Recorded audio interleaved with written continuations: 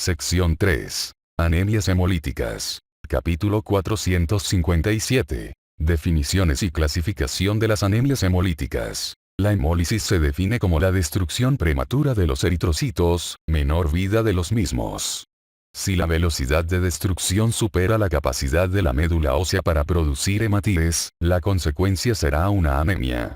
La supervivencia normal de los eritrocitos es de 110 a 120 días, semivida, 55 a 60 días, y alrededor del 0,85% de ellos, los más viejos, son eliminados y sustituidos cada día.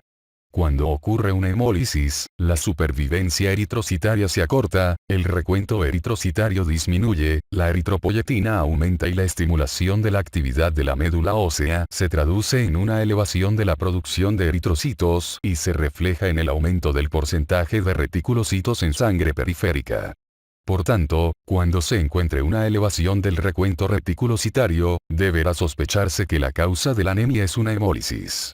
Este recuento también puede aumentar en respuesta a una hemorragia aguda o durante un corto periodo tras el tratamiento sustitutivo en caso de deficiencia de hierro, folato o vitamina B12. La médula ósea puede duplicar o triplicar su liberación de reticulocitos de forma aguda e incluso multiplicar por 6 o por 8 las cifras normales en casos de hemólisis de larga evolución. Cuando existe hemólisis, el porcentaje de reticulocitos puede corregirse midiendo la magnitud de la producción medular de la forma siguiente. Índice reticulocitario igual % de reticulocitos X hematócrito observado dividido entre hematócrito normal multiplicado por 1 sobre mu, donde mu es un factor de maduración, de 1 a 3, relacionado con la gravedad de la anemia, ver figura 457, 1. El índice reticulocitario normal es de 1, por lo que el índice mide el número de veces que se encuentra aumentada la eritropoiesis, por ejemplo, el doble o el triple. Si la anemia se agrava, aumenta la concentración de eritropoyetina y los reticulocitos abandonan antes la médula ósea, y se identifican en sangre periférica reticulocitos que duran más de un día. Como el índice reticulocitario es básicamente una medida de la producción diaria de eritrocitos, el factor de maduración mu proporciona esta corrección, ver figura 457, 1. En los niños, la hiperplasia eritroide debida a una anemia hemolítica crónica, especialmente en la talasemia, puede ser tan importante que provoque la expansión del espacio medular a expensas del hueso cortical. Estas alteraciones pueden ponerse de manifiesto en la exploración física o en las radiografías de cráneo y de huesos largos, ver figura 462, 7, y se asocia a una mayor tendencia a las fracturas de estos últimos. La valoración directa de la gravedad de la hemólisis requiere la medición del tiempo de supervivencia de los eritrocitos utilizando hematíes marcados con el radioisótopo cromato de sodio.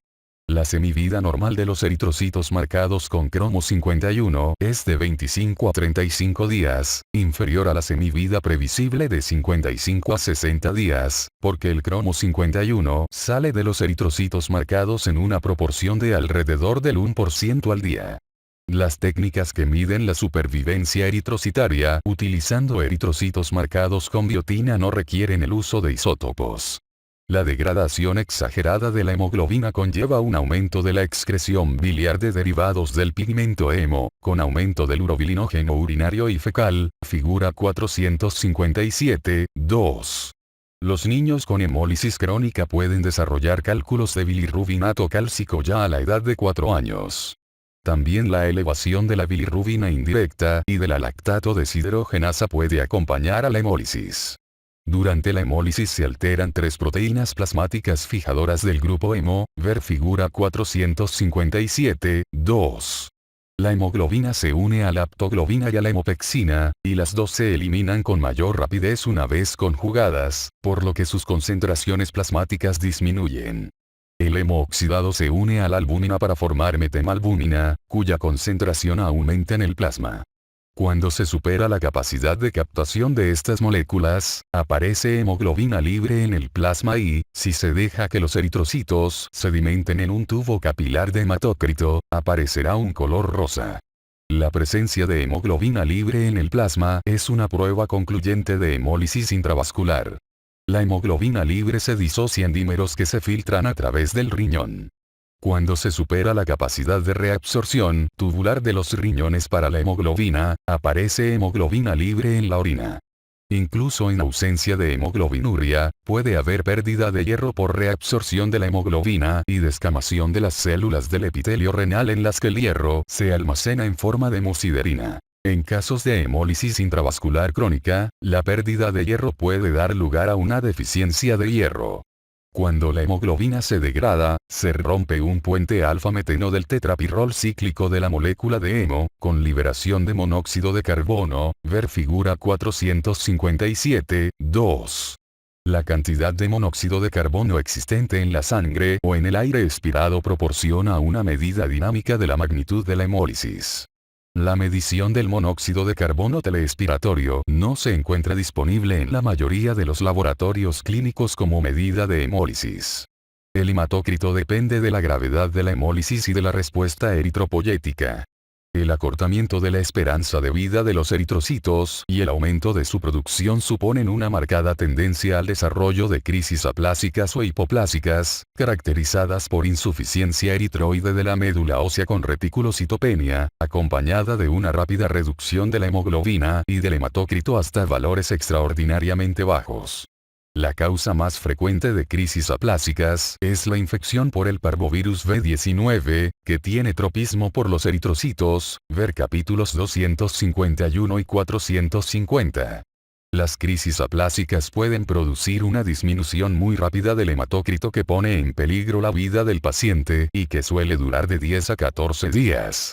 Esta insuficiencia eritroide transitoria de la médula ósea solo tiene efectos leves en los pacientes cuyos eritrocitos tienen una esperanza de vida normal, pero su efecto es proporcionalmente mayor a medida que la esperanza de vida de los hematíes se acorta. Una segunda infección por parvovirus es rara, pero otras infecciones pueden amenazar la liberación de eritrocitos por la médula ósea y causar hipoplasia o crisis hipoplásicas de grado diverso. Las anemias hemolíticas pueden clasificarse en celulares, debidas a anomalías intrínsecas de la membrana, de las enzimas o de la hemoglobina, o extracelulares, secundarias a anticuerpos, factores mecánicos o factores plasmáticos. Casi todos los defectos celulares son hereditarios, la hemoglobinuria paroxística nocturna es adquirida, y casi todos los defectos extracelulares son adquiridos, la abetalipoproteinemia con acantocitosis es hereditaria. En la tabla 457.1 se recogen las anemias hemolíticas más frecuentes, sus defectos básicos, las pruebas analíticas diagnósticas y las recomendaciones para su tratamiento.